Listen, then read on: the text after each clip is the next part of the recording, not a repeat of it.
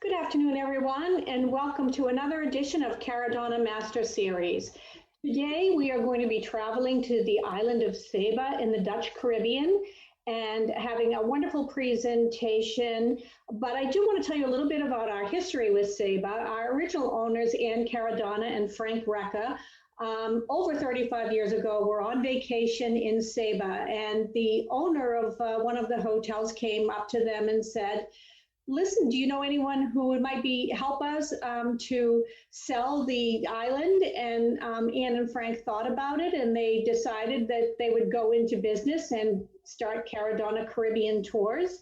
And so they went home and posted advertisements in the newspapers and started to build their business. And over 35 years, we're grown to become a worldwide international company. But our roots are in Saba, and so it's one of our most cherished destinations. And the owner of Sea Saba, Lynn, will come on now and give us her presentation. And then at the end, there'll be a 15-minute question and answer session with our agent, Amy Garrow, who has also dove Saba and is very familiar with the island.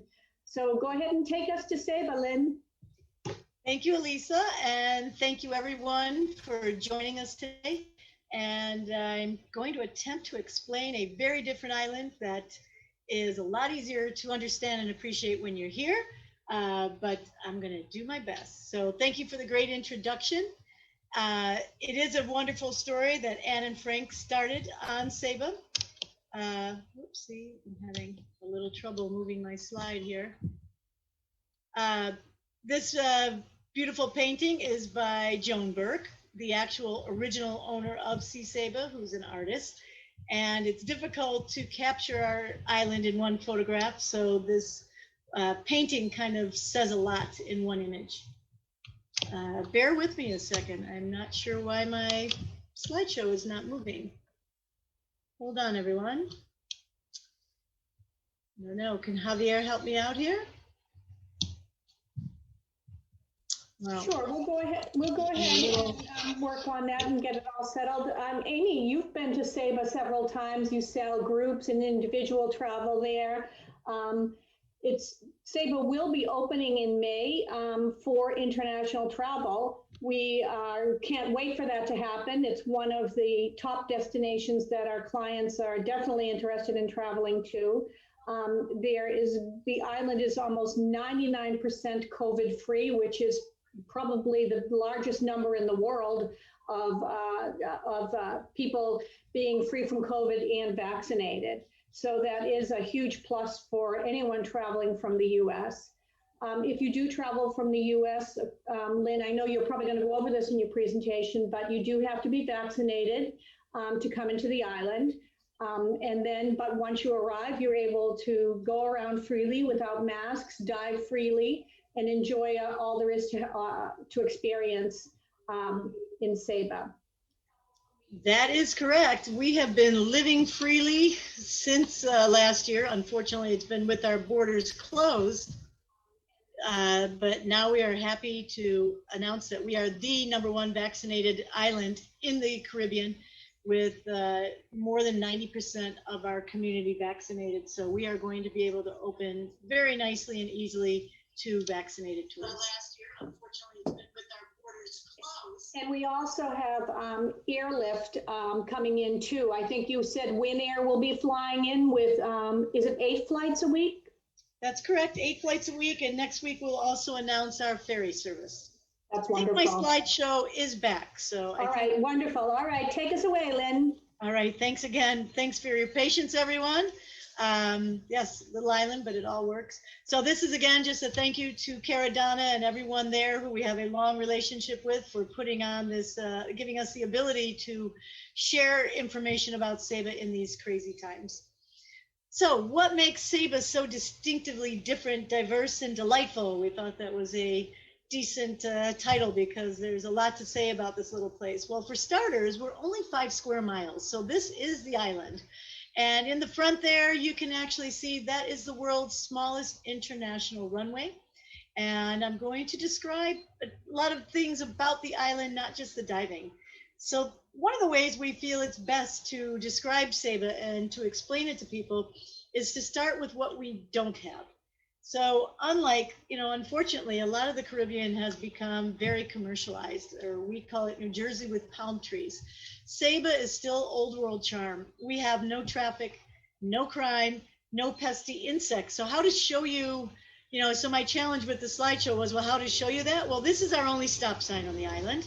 That's in front of the governor's house. And to show no crime, well, I took a photo of the church. So we have 10 churches on the island. So that's a way of saying we're safe, or maybe it's a way of saying we have a lot of hypocrites, but there's 10 churches on the island.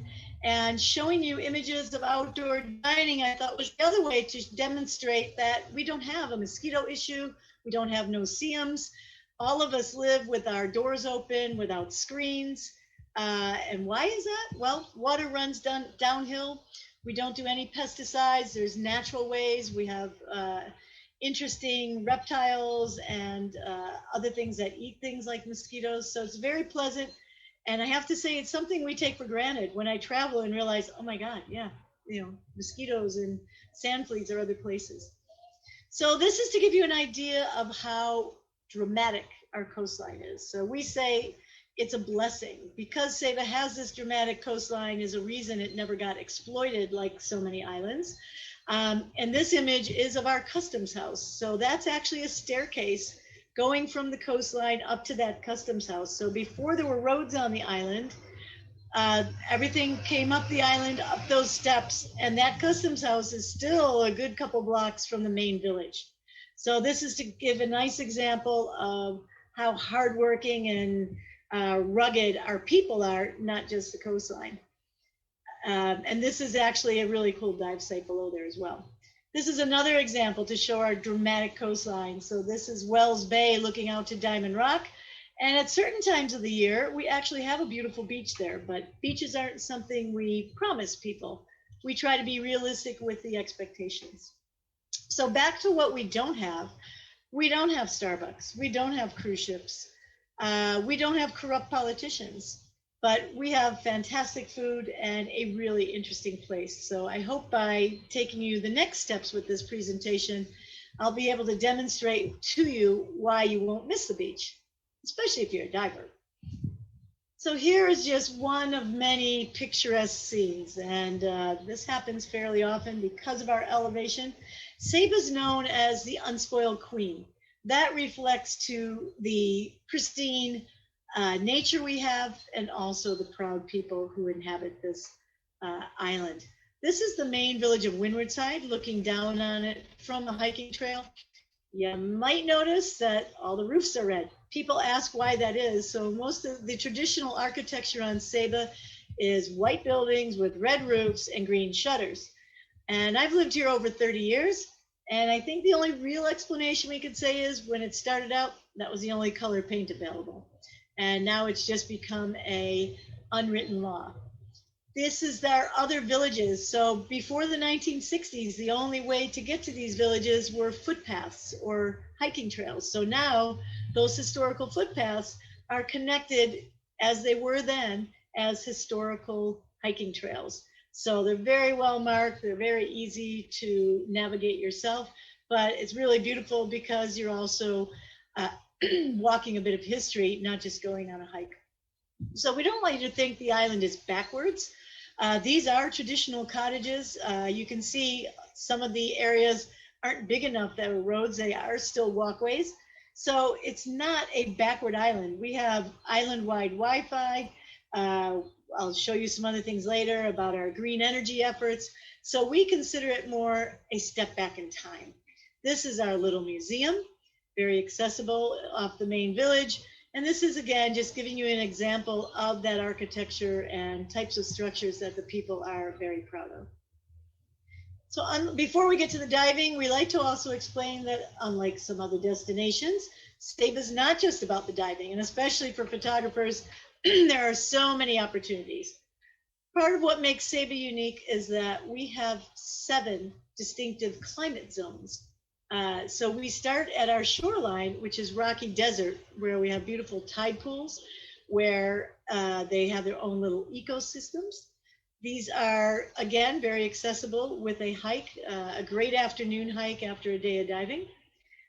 As we go further up the mountain, it becomes all the more obvious of Saba's violent beginnings, as we like to say, with trees like this clinging to big boulders. And the higher we go, the greener it gets. So this photograph is not so much higher than where I'm sitting now. So in our main village, I am about 20 paces from the start of the trail to go to Mount Scenery. So my dog has a pretty darn good life. So he gets great hiking every day. And the higher and higher we go, the lusher it gets. So this is just at 3,000 feet of elevation. You can actually get up there by foot in about an hour. And this is called a cloud forest compared to a rainforest. And most of the time it is within the clouds, and it's literally dripping. So dripping not only with moisture, but with epiphytes, mosses, exotic ferns. So this is a pristine, very rare place to be found anywhere. We also have a myriad of wild indigenous flowers. So the fun thing is you don't have to go on a paid excursion to enjoy nature or to take photographs. These types of photographs can be taken right outside your door, whether you're staying at a hotel or a private rental house. We also have a very nice variety of birds. So seabirds, coastal birds, banana quits. We have 3 species of hummingbirds. There's about 50 species of birds, which is not a giant number, but for a small island, that's considered a very high number for birds. We have 2 different types of iguanas. This is a juvenile when they're beautiful bright green. So this is just one type of reptile. We can find iguanas in several areas. If you're into photography, there's places where we can guarantee seeing them. And of course, when it's warmer out, they tend to be out more. They need to come out to warm up, as most reptiles do. We have a beautiful tree frog. We have 5 species of bats. We have an indigenous snake, but it is completely harmless. And we have 5 species of lizards and geckos. And part of the reason we still have all of this is because we have cool politicians. The 2 guys in this photograph on the ends of each, on the left side photograph, they are our commissioners. When I moved to the island, one was 5 years old and one was 10 years old. So they have grown up in the era of the Saba Conservation Foundation and after school programs and such. So they are the next generation who has the importance of nature built into them, and they really do appreciate it. And they talk to us and they support nature-driven business. As an example, a year or 2 ago when they were doing an expansion to our airport, somebody called me and said, hey, you know, they're bulldozing some of this stuff over the side of the cliff, and isn't that where there's important corals? I made 1 phone call to the commissioner, and he made sure it was diverted and taken care of. So it's a big difference, and they're very, with a small island, not only are they not corrupt, but they're very accessible. I was in a Zoom session with the top politician this morning. He's on WhatsApp. It's just a real difference compared to a lot of places where I know some of my friends run more difficult dive centers without the cooperation of government. This is a view of the world's smallest international runway from a drone. To the right, you can see one of our 2 solar fields.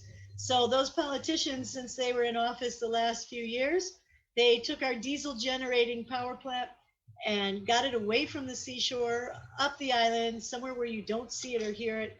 And now it's only backup. The island is 80% running on green energy of our solar plant, and soon they will also turn it into wind power as well.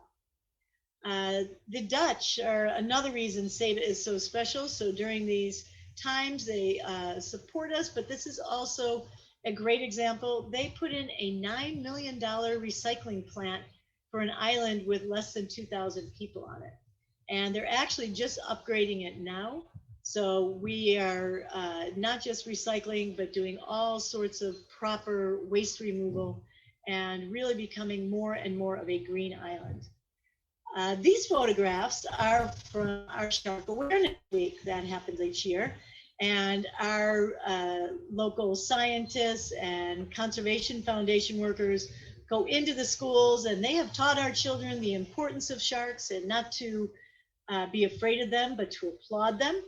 And these are some of these Dutch and local politicians signing laws so that sharks, whales, dolphins are protected forever in this region. So now let's talk about why everybody tuned in the first place. So what does that mean to you as a diver? Well, it equates to you having a great dive experience. So these are some of the images to just give you a little taste of what our diving is like. So going back to the fact that we have different climate zones on land, well, underwater, we also have a varied topography. And this is one of the reasons people really like diving here, because every dive is different, every area is different. So I'm going to attempt to explain that to you as well. So back to, here's the island. So in the foreground is the world's smallest runway, airport. On the opposite side of the mountain is our onlyest harbor. On Saba, onlyest is the word. They use the word, it's the onlyest one. So let's start with why our diving is so wonderfully successful. Our diving is wonderful through the successes of our marine park. So Saba was one of the first totally self-sustainable marine parks in the world. It exists by user fees and donations, and it really works. So let's explain how and why. So this is a wonderful image of a bait ball, nice to use as our background. So in the 80s, right before I got to Saba, they discovered the diving and realized it was really special. So what are we going to do? Well, they sat down with fishermen, dive shops, politicians, and they came up with a zoning plan. This same zoning plan has had several scientific papers written about it, and it has proven that marine parks are good for, not only good for the environment, good for the ecology, but also good for economies. So this zoning idea has been used for several marine parks around the world. And what makes it unique, or what makes Saba's diving unique, is that the protection was put in place before there was diving tourism.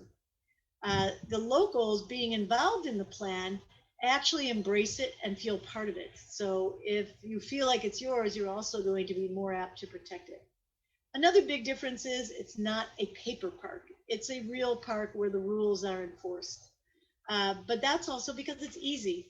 With it being a small island and all the boat owners knowing which boats belong here, our park can work on research efforts and after school programs. They don't have to spend their time and resources driving around and arresting people, because it's a self-policing park.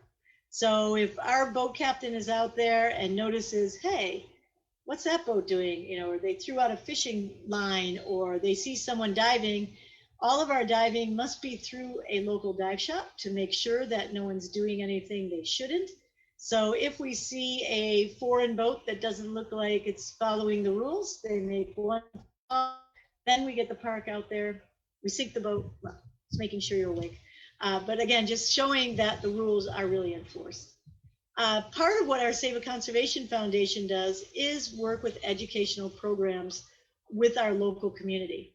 So with the school children, there are 3 different after-school programs, from Snorkel Club to Junior Rangers. And this not only teaches kids how to swim, you'll see some photographs as we go forward to see all the cool stuff they do. But for right now, I'm going to be quiet for about 2 minutes and hope you enjoy this quick video about our dive sites.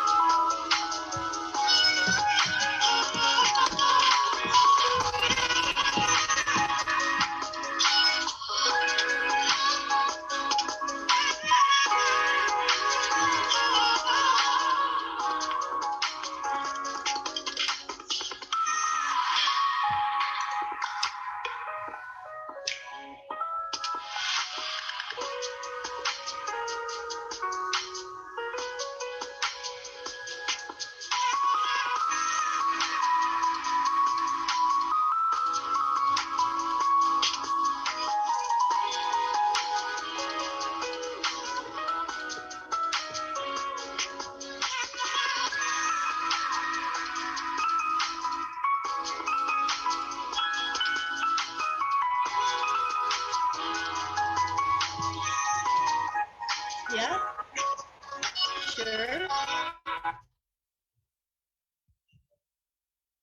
Okay.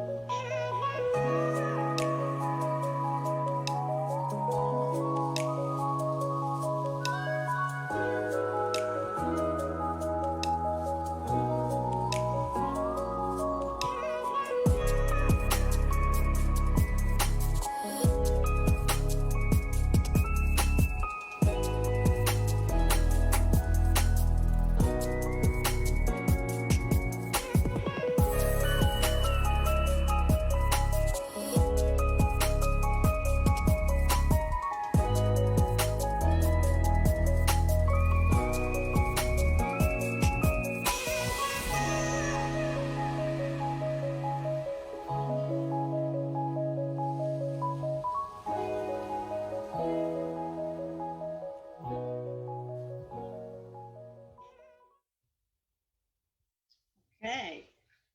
I hope that gave you an example of the variety of diving we have. What we like to show from this image is that Saba's dramatic coastline continues below the waterline. So what we, oops, no. Are you with, do you see what I see? Okay, hold on. Here we go. Back to Zoom. Share the screen.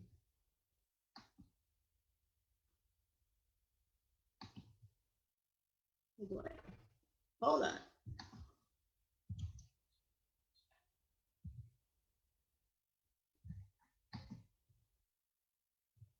Are we there?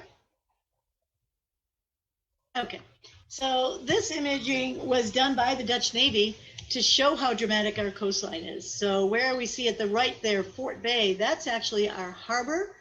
And those are different dive areas. The pink and red color represents the recreational diving depths. And as you can see, it gets quite deep. And that's 5 to 10 minutes by boat off our coastline is how quickly we can get into deep water. But we'll also show you, we also have some great shallow sites as well. So this is another example of our volcanic origins. This is an area called Hot Springs. And we can still stick our hand in the sand and realize how warm that sand can be. This is, again, just trying to show the interesting topography and that every square inch of our coastline reefs is covered in corals, sponges, and of course, that attracts smaller fish and bigger fish. This is our iconic dive site. So this is an image of the needle, and it's off of Third Encounter. Third Encounter is one of our Mounds Pinnacles, and this is to just give you a sample. At the top, we're at about 85 feet. We do it as a 120-foot dive maximum, but it is quite a dramatic, beautiful, beautiful dive. Of course, we have nice larger fish as well. We have two areas where we can absolutely guarantee seeing tarpon. They are, of course, territorial. And we like to say that we can guarantee turtles and sharks almost every dive. I know that's a big statement, but as they say on Saba, it's for true. We really can offer that. We primarily see Caribbean reef sharks and nurse sharks, but more and more we are getting some sightings of tiger sharks occasionally, things like whale sharks, you know, on your lucky day, maybe one day a year. Some of my favorite things are rays. So we will see eagle rays on our windward side primarily. We have two species of stingrays. So we see southern stingrays as well as rough-tailed stingrays. Again, back to something like a manta ray, well, that's going to be on your lucky day. We have great mackerel life. Years ago, we were one of the first reef field stations, so we have had reef come and dive with us, and those fish gurus who can name absolutely every species of fish tell us that we have 152 species of fish found on Saba. And an average dive, they would see 80 different species of fish. So not bad for a little island. For our photographers, macro enthusiasts, it's always a question each day of what should I have on, a wide angle lens or macro? Well, we have opportunities for both on most dives. And what about us? What is Sea Saba? Well, we've been in business since 1985. And John and I have been here since 1989 running the dive shop, but we also pride ourselves on our full team. You know, John and I have been doing this a long time, but we have a number of people who have worked for us a long time, and we like to think we have a pretty good system. So whether we're on vacation or not, it is a well-oiled machine. We think that choosing the right dive shop is the difference in your dive vacation oftentimes, just the little things. So to start with, we do, this is our office. We have 3 to 4 of us normally working in here when we're busy. We have a policy that messages get answered within an hour, because we believe that when you're ready to book a vacation, you don't want to wait 3 days for an answer. And this is another reason agents like Amy, Cammie, Dawn all appreciate us, because they know that when they've got someone who wants to book a trip, they don't want to lose them by having to wait 2 to 3 days to get an answer. So we have a very fast response time. We do comprehensive dive packages. We want to make sure that we deliver on what the expectations are. Payments are easy and flexible. We just have a good reputation. And if you're looking at dive groups, well, it's simply said, we get it. We do 20 or more dive groups a year, so we know what makes a difference in that regard. We also know that bringing home a cool dive t-shirt is also important, but we stock everything from hiking shoes and flip-flops to sunglasses, all the sorts of things you need in our retail store, which is situated in the area of the hotel. So we're one of the only dive shops that we have an office retail store at 1,400 feet above sea level. That's where I am right now, because it makes sense to be positioned near the accommodations where our divers are staying. But everybody who works here is a diver, so we live vicariously through everyone's daily diving, so we're here to help. We also do all kinds of things that have nothing directly to do with diving. So if you rent a cottage or have a place with a kitchen, we will provision that before you get to Saba. We don't charge for the service, just the groceries. We have 2 40-foot boats, so they are well-suited, custom-made dive boats. So they are sturdy platforms and ladders, plenty of shade if you want shade. Saba is different because you stay at least 1,200 feet above sea level. There are no accommodations at the shoreline. And that sounds a little strange, but trust me, you're going to love it, because when everybody likes it to be nice and warm when you're diving, but afterwards, as soon as you come up that mountain, you feel the temperature difference. It's normally about 15 degrees cooler up where we all reside than it is at the seashore. So it makes for very pleasant dining, very pleasant sleeping. We do have air-conditioned accommodations, but you'd be surprised how nice and comfortable it is even without air conditioning. We try to make it as easy as possible to get on and off the boat. As you can see, that wasn't a stage photo because there's dive gear all over the place, but that's a typical dive boat. This is showing you our sturdy platforms, ladders. So we make entry and exits as easy as possible, whether you're young and healthy, or maybe you've just had knee surgery, or whatever it is. Our team is there to help. We do nitrox for just $59 unlimited. So whether you come for 5 days or 20 days, it's a great rate and very consistent on our fills. We also have freshwater hoses on our boats, so it's not a liveaboard, but it's a very comfortable dive boat. All of Saba's dive sites, part of that zoning was putting up permanent moorings. So no matter the dive, it is permanently moored, so it's easy to descend and ascend and do a nice proper safety stop. Those mooring lines are clean, comfortable as well. We actually do drift dive occasionally, but we will do it mooring line to mooring line. So it's a very controlled, easy way to do a drift dive. So here's where we, no such thing as a free slideshow. This is where we have our little selling bit. So we are a PADI 5-star dive resort. We're also an SSI facility. That means we adhere to the highest standards in the industry. We're also a founding sponsor of the See and Learn program, which I'll get into a little further down. And we were what's considered to be a National Geographic dive center when they had that distinction. I still leave that logo up because I think it's testimonial to our, again, dedication to nature and protecting it. We are well known for our fantastic dive crew, giving comprehensive dive briefings, making sure you're comfortable before you get in the water, helping you out in any way, whether it's before the dive or after. And we don't just say the pool's open, hey, have a good time, see you later.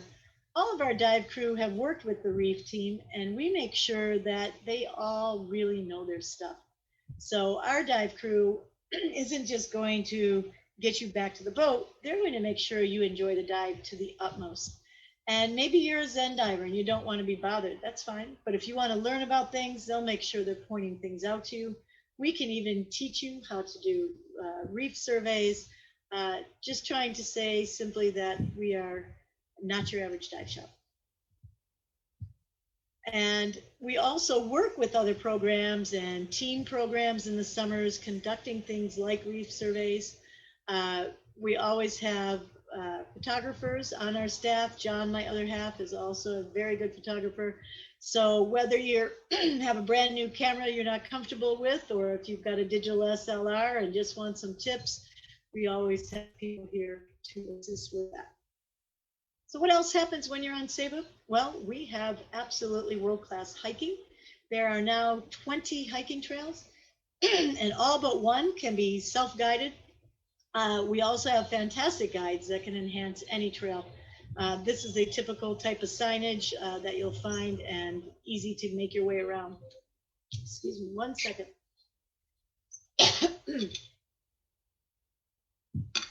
This is our beautiful cloud rainforest again. As you can see, they're very well-marked trails, and they're very groomed trails. There are people on the island paid to make sure every trail is beautifully taken care of and you can easily find your way. This is Crocodile James, one of our famous naturalists. So he is a top guide to hire. And when I say hire, we're looking at like normally around $20 per person to really enhance and make an experience that much more exceptional. And what else do we do? Well, our divers make their own fun. I mean, there's fantastic restaurants. Of course, there's bars. There are times when there's live music and such, but it is not, a big party island. We wouldn't want you to think that, but it is a big, great cuisine island. You would be You will be very amazed at the level of our restaurants, from breakfast, lunch, dinner, whether it's catering to vegans or meat eaters or liking fresh seafood. We have quite a variety of top-notch restaurants at reasonable prices. There's a fantastic spa. That's that top left photograph. You can obviously just chill. We also have a number of artists on the island, and they meet. You can join them. I'm going to tell you about a few other programs as we go, and that is a lace lady on the left, something else that's unique to Saba, creating Saba lace. Amy, who's listening in on our presentation now, she's been to Saba and she worked with Joe Bean. This is Joe Bean, the famous glass artist.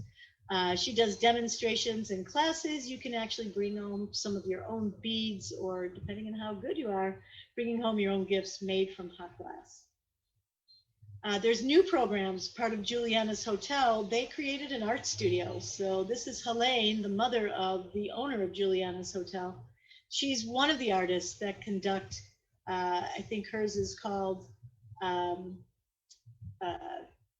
cork and canvas. So yeah, have a glass of wine, take a painting glass. There's booze and beads, there's tie-dyeing, all types of fun, different projects to do besides diving, and maybe explore your inner creativity that you didn't know you had. So these are all fun. It's not just women. These photographs happen to be with women, but there's all kinds of different opportunities there. This is a shop we started a couple years ago, realizing that nobody was really focusing on locally handcrafted sustainable things. So this shop is called Kokona, and it's adjacent to our dive shop. There's also different events on the island. So if you think it's not so easy just to walk up and down the road, we actually have a triathlon every January that's becoming a bigger and bigger event. Every island in the Caribbean has carnival. Ours is at the end of July. I like to say that some people find it a reason to come to the island. Some people find it a reason to leave. It is a 10-day, 10 days of celebration, let's say. But yes, lots of good times at carnival. Something we hold close to our heart is the annual See and Learn program that I started in 2003. And this takes place the entire month of October. It has its own website, so you will see that we actually invite 14 scientists every year. So every other night at a different interesting outdoor bar, restaurant, venue, these scientists provide a dynamic presentation about their area of expertise. During happy hour time, so at 5:30, what else do you have to do? You might as well learn something. But these same scientists do hands-on, we call them field projects. So they work with our local youth, but they also take out our tourists and locals. So this is a shark expert that did a shark tagging project. We have been running the program, as I said, since 2003. So we haven't run out of subjects. And people really, really love this program. It's very interesting, and it's makes people appreciate nature that much more. And it's a really fun thing to participate in. It's all free of charge. For example, if a bat hike was taking place at the other side of the island, we even provide transport. Our program is well funded. If it's with a diving exercise, you don't pay extra for the dive.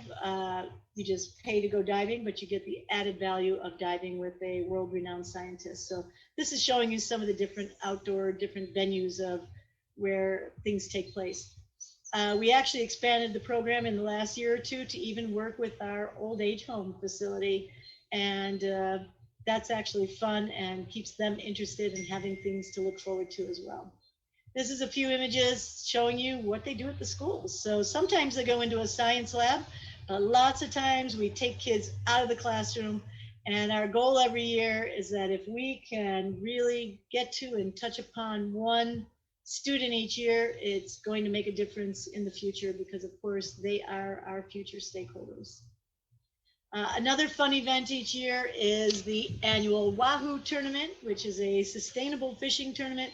It takes place during Saba Day weekend, and that's a fun weekend, the first weekend of every December. The bottom left photograph is the King and Queen of the Netherlands. So they came to Saba 2 years ago during Saba Day, and as you can see, we took them diving. So cool stuff. And only on Saba do you get that close to real royalty. This is an example of the different types of accommodations that are on Saba. So from our Eco Lodge, which is reopening in a few months, to any level villa, hotel, rental house, cottages, and I'm just going to show you a few examples. This is El Mamo Cottages, which is our I call it an eco retreat. It's our lowest price accommodations, and it is that's the general area where people dine, and there's an honor bar, and this is one of their cottages. So it's built on the premise of how much time do you spend in your room. So if you're here to hike and dive and go out to dinner, you just need clean, simple sleeping accommodations. So this is El Mamo. And look at that view. So it's got $1 million view from this property. Then again, there's great views everywhere. This is the Cottage Club, photograph taken at night, but we thought it was a cool photo. These are sort of like a cottage, sort of like a hotel room. Beautiful pool area. The rooms are each quite large with a full kitchen in each room. And look at those prices. That's winter, summer and winter prices, very affordable. That's a price for 2 people. Queen's Gardens Resort is luxury, very affordable luxury. So beautiful suites. Most of the suites even have their own in-suite jacuzzi. This is the spa that is part of Queen's Gardens Resort. So absolutely beautiful. If you can't relax there, I don't know where you can. They are also famous for their bar. This is a photo taken from the bar, looking out to the pool and looking at the view from there. This is the in-suite jacuzzis. So they opened out to the open air, but it's between the living area and the large, beautiful bedrooms of Queen's Gardens.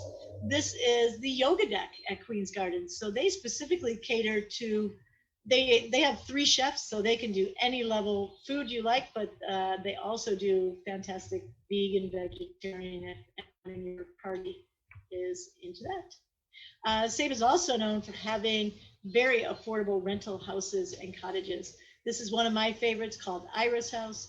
2 bedrooms, 2 bathrooms, and a pool. Same thing with Flamboyant. 2 bedrooms, 2 bathrooms, and a pool, and we're looking at the lower price end at about $200 a night. This is Spyglass, amazing 360-degree view on the cliffside. This is Carolina Cottage with a large pool. Hummingbird Villa, which can sleep up to 8 people, even 10 comfortably. Villa Fairview with a wonderful infinity pool as well. This is Juliana's Hotel. Well, most of this is. Juliana's Hotel is within the village of Windwardside. It's one of our most popular properties where most of our dive groups go. In the foreground is the pool and the ocean view rooms, but there's also 4 captain suites and 4 cottages. And then when you go up the road, you're within the village and you can walk to different restaurants, our dive shop, art galleries, etc. So this shot is taken from a drone looking back at the property. This is a standard ocean view room at Juliana's. They were recently refurbished about 2 years ago. They all have air conditioning, but also, as you can see, you don't have to have air conditioning. You have a beautiful big sliding glass window, very modern, nice bathrooms. This is Orchid Cottage, which is part of Juliana's Hotel. So this is a 2-bedroom cottage. So if you're a family or 2 couples who want space to chill and hang out, that's a perfect option. This is Mango Suite, also part of Juliana's Hotel. This is just another outdoor sitting area at Juliana's Hotel. And this is the Captain's Suites of Juliana's Hotel. So these were introduced just about 1.5 years ago. There's 4 of them, as you can see, with fantastic views and just a little bit more living space than an average hotel room. This is the program that's introduced by Juliana's Hotel with their studio.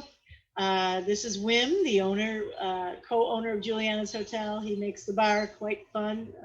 He's actually Indonesian and Dutch. So I hope from this I've convinced you that you would like to plan a trip to Saba.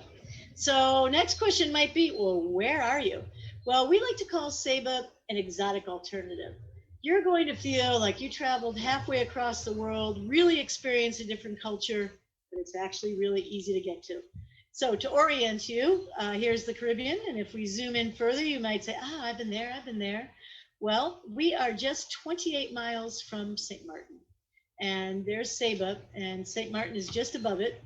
St. Martin is a major hub. So from Europe, there are flights on KLM, Air France, and from North America, for our Canadians, WestJet, Sunwing, and for our Americans, American Airlines, Delta, JetBlue, Spirit, United, all fly into Saba. They all fly into St. Martin. And then we are just a 12-minute flight from St. Martin. So this is the St. Martin International Airport. So as you can see, a very modern, nice airport. This is inside the cockpit of a plane, looking down to come into our incredible runway. So it's 12-minute flight on Winair, but we also have 2 ferries, and it's a 90-minute excursion on the ferry. So that's the Dawn 2 ferry. We also have the Edge ferry. And this is the closing of my slideshow with a few sunset shots to kind of close out. And I am absolutely very happy to answer any question. I've lived on Saba more than 30 years. I like to say that I can answer just about any question about the island. And again, thank you to Caradonna. When you're ready to book, these are experts who can do the whole thing for you and make it easy. I've worked with a number of the wonderful women at Caradonna for many years. So if Elisa or Amy would like to take over or take some questions, I'm ready when you are. Thank you so much, Lynn. Such a comprehensive presentation, really covering all of our, all the questions that we have, and really showing what the island has to offer. I know that our sustainable partners, Georgine Bradley and Jay Ireland, were watching the presentation and commenting about the wonderful things that Saba does for sustainability, and also the amazing diving that you're able to experience when you're there. So now we have our agent, Amy Garrow. And Amy, if you look at me, we want to go ahead and you can talk about some of the questions that came up in the presentation. We can see you, Amy, so go ahead. Yes. Lynn, do you know if any of the rooms at the Cottage Club have 2 beds? Yes, they do. This is one thing we always ask our agents ahead of time is, can you tell us the dynamics of who the travelers are, to make sure that we set up the rooms that are most comfortable for those people depending on their situation. Okay, and Tanya with Giggling Marlin would like to know, how do you handle tech diving, rebreather diving at all? Hi, Tanya. We'd love to have you. I know we've talked about getting you here. We think within the next 12 months or so, we might be heading in that direction, because we do have fantastic opportunities for deeper diving here. And I'll say it now, but in the months ahead, you might hear us promoting the Saba Bank. That's a whole slideshow in itself. And maybe even by the time of DEMA, we'll be talking about that more.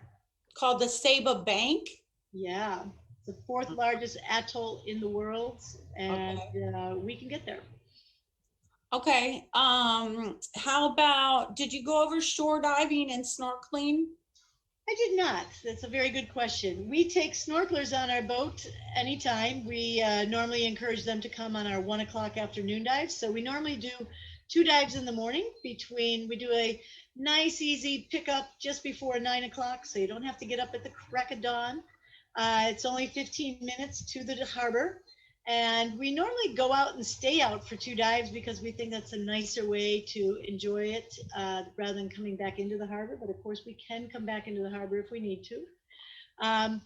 And those dives are, just depends on who's on the boats. It might be a 100-foot dive, but it might be a 60-foot dive. But the afternoon dive is always a shallower dive that's closer to the shoreline. So that's normally our better snorkeling options.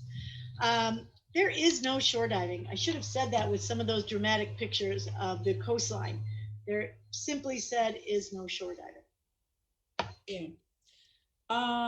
Okay, what are the average meal prices for individuals? You said that there's a lot of culinary experiences there.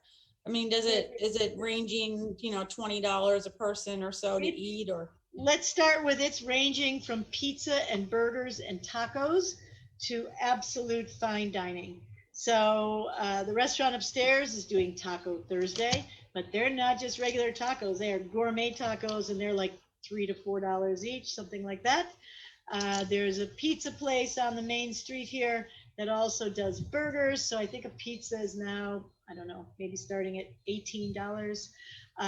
But the cool thing is fine dining is entrees from $22 to $32. And I mean, you will be impressed. So you can go at any level. For our dive groups, we do what we call the Saba Dine Around program, and people absolutely love it. So we make sure you go to the best restaurants possible. It's a little add-on price, and that way the trip can be sold as more inclusive. And we do everything from going to the restaurant in the rainforest to going to Queen's Gardens Resort. So it's quite a variety, and that add-on dinner plan is very reasonably priced.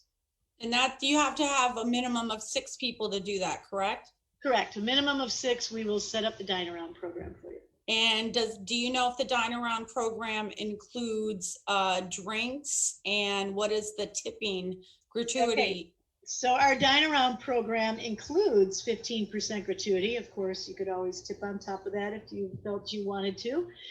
Generally, it does not include drinks. One of the restaurants that caters to wines and has a wine room, they generally put wine on the table.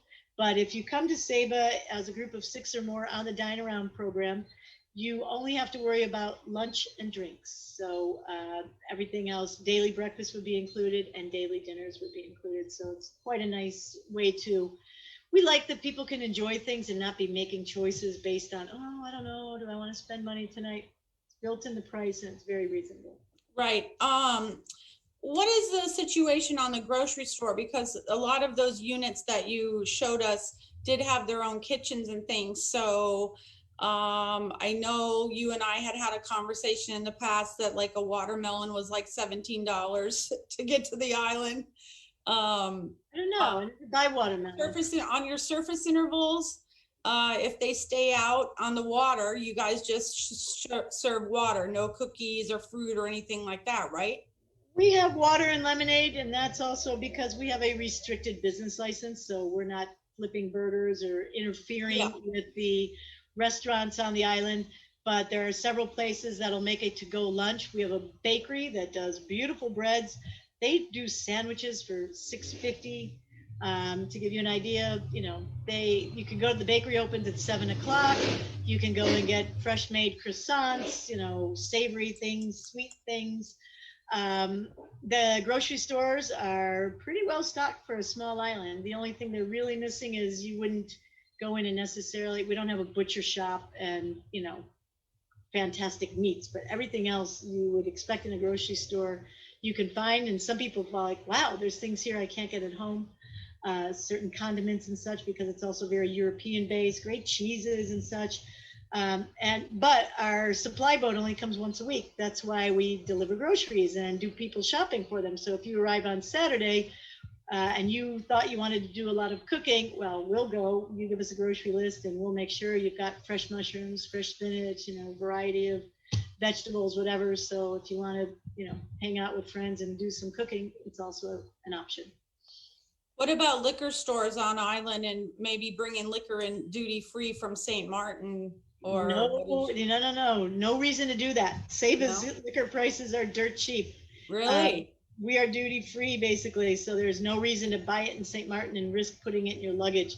The supermarkets have a full aisle of wines and spirits, great wine variety from the shop upstairs from us.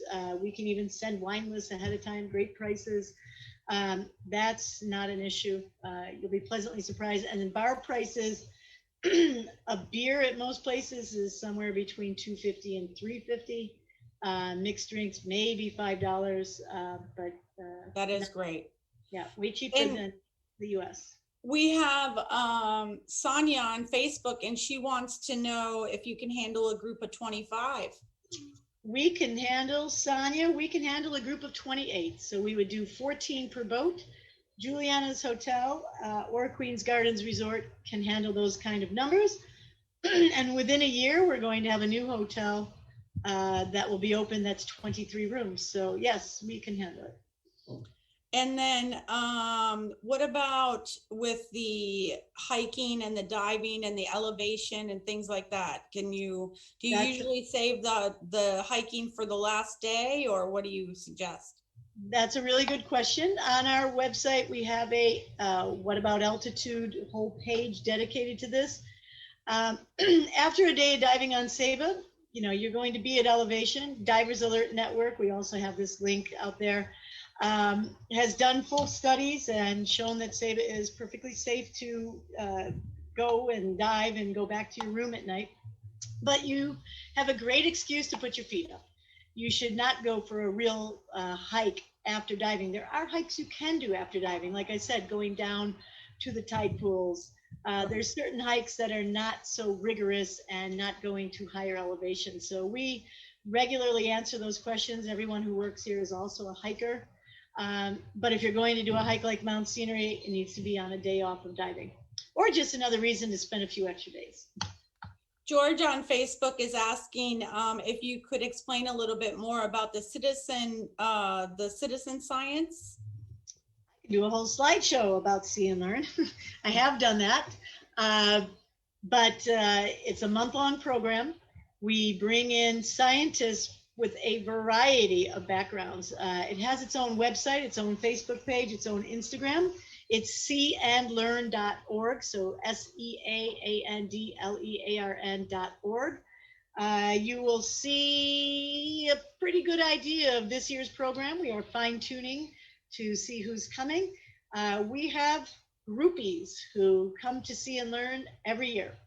And we have dive groups who, oh my God, what a different cool thing. So not just a dive trip, but bring a dive group. We still have the first week or so of October available for groups, and we've got individual availability as well. It's all, I like to call it added value. So it's a fantastic program, but you don't have to do it every day. So if you came in October, you can pick and choose and say, oh, that really interests me. I'm going to go watch that presentation. We normally guarantee once you watch the presentation, you'll want to sign up for the field project because, wow, that's cool.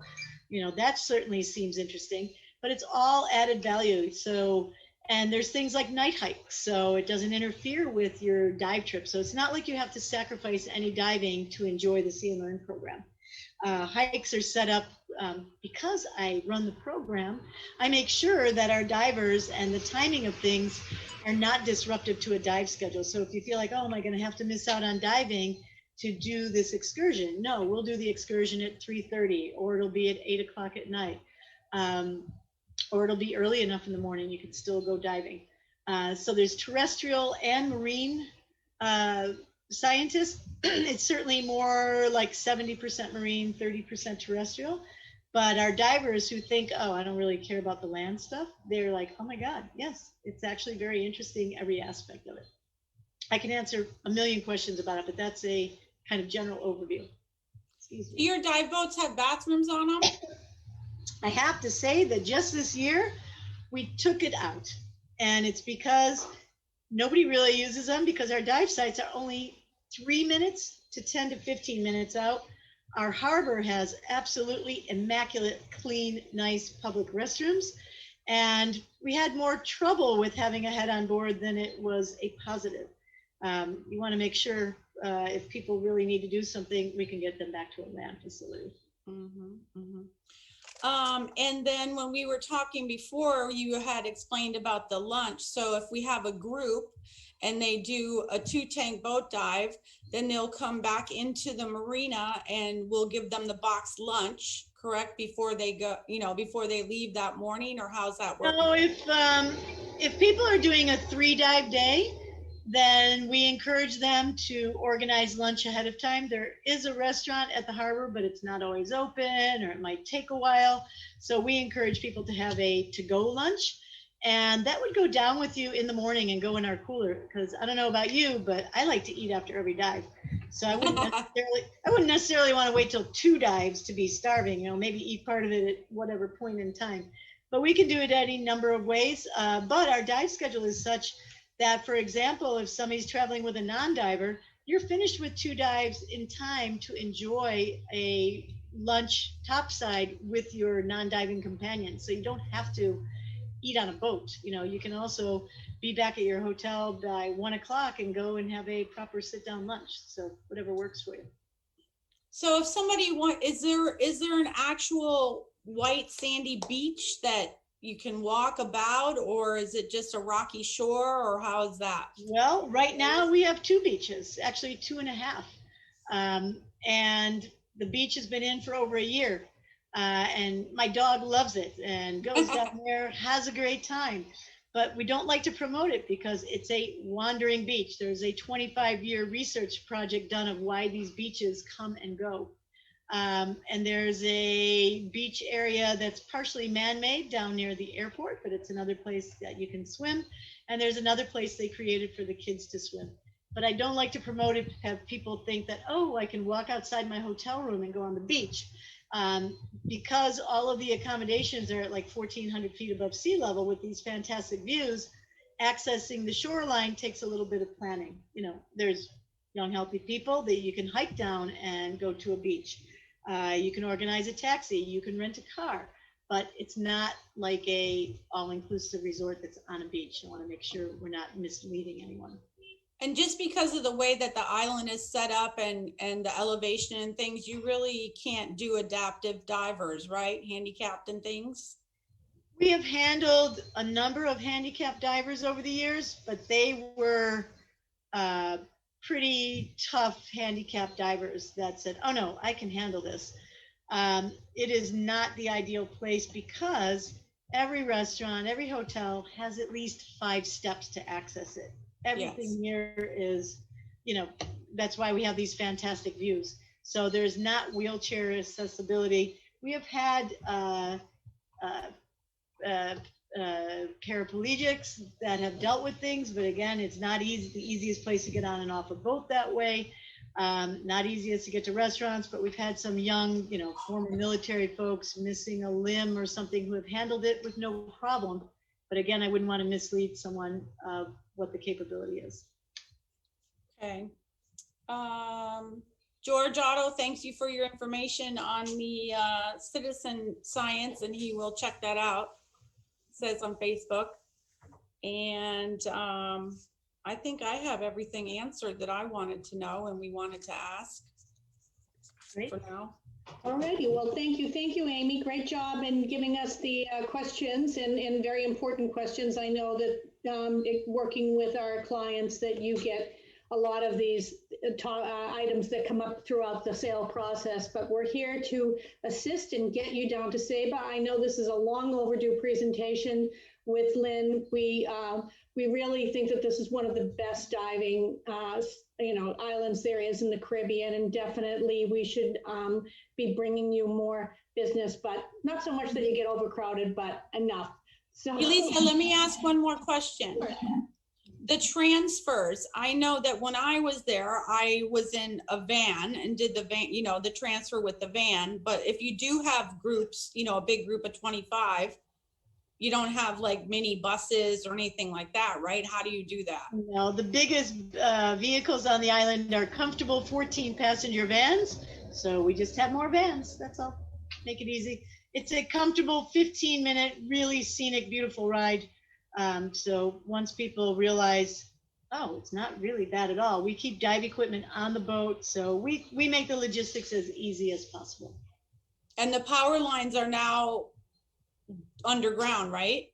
Correct. So our scenery is, you don't have to Photoshop out a power line in your beautiful pictures. It's just another really nice aspect of the island. It seems like you have a very good Wi-Fi signal as well, and the cell towers. What about the cell towers? I don't know. We don't talk about them because we all have good service. So we've got good Wi-Fi throughout the island. No issues there. Is that free, or is there a charge for that, or the Wi-Fi? Question. I have a monthly plan. I think you can. Well, I think if they stay at Juliana's, it's. I don't think. Yeah, they have one free device at that hotel. Obviously, if everybody's streaming movies or something, it's going to be a problem. But for regular email, WhatsApp, that sort of thing, no problems whatsoever. Okay. Thank you. Well, and on that point, I would just say that, we had people doing extended stay during these times. So if someone was working remotely, then yeah, you might want to look at a rental house as opposed to a hotel to make sure you're the only one on your Wi-Fi. Okay, understood. Yes. Okay. Well, let's hope That's all I got. everyone's Thank you. and not surfing on the Wi-Fi. Yeah. All right, well, Lynn, thank you again so much. Great presentation. Really, really good to get to know Saba a little bit more. And thank you. And we hope to see you at some future dive shows or on island, because we have a great team of agents who are also enthusiastic hikers. So you've opened up a whole opportunity for us as well. Wonderful. Thank you to your team and you, Elisa, for setting this all up. And thank you, everyone, for listening. And I hope to see you on Saba. Thanks, Lynn. Have a great day. Okay. Thank you. Bye-bye. Thanks, Amy.